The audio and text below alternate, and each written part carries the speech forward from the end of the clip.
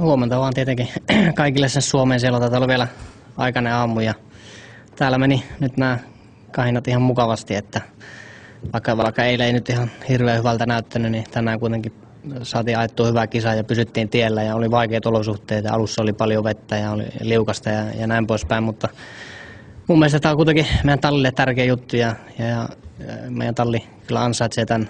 palkintopallisijan tältä vuodelta, että vaikka on ollut tämmöinen vuodistorata tämä vuosi, että on ollut vaikeuksia ja välillä vähän mennyt paremmin, välillä huonommin, niin kuitenkin talli on tehnyt kovasti töitä ja heille siitä kova kiitos ja toivottavasti tämä nyt jatkuu tästä, että nämä on ihan mukavia kisoja tällaiset ja toivottavasti nämä tulisi vielä lisää. Thank you, Heikki. And now Kimi in finish.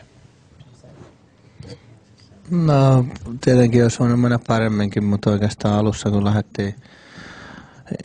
noilla intermedia-renkailla, niin oli joku sääntö tullut yhtäkkiä, että kaikkien pitää lähteä täyden sadekelin renkailla, mutta meidän tiimille unohdettiin kertoa semmoinen ja me oli pakko tulla vaihtaa renkaat siinä safety carin perässä tai me ollaan saatu musta lippu, että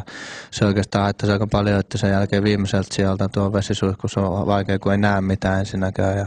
ohitella kaikkiin, mutta tietenkin saatiin ihan hyvä lopputulos, että tietenkin hävittiin pisteissä taas Hamiltonille, mutta ei maha mitään, että kokeillaan, että tässä on vielä muutama kisa jäljellä ja yritetään taistella, että katsotaan mitä saadaan aikaisemmin. Thank you, guys.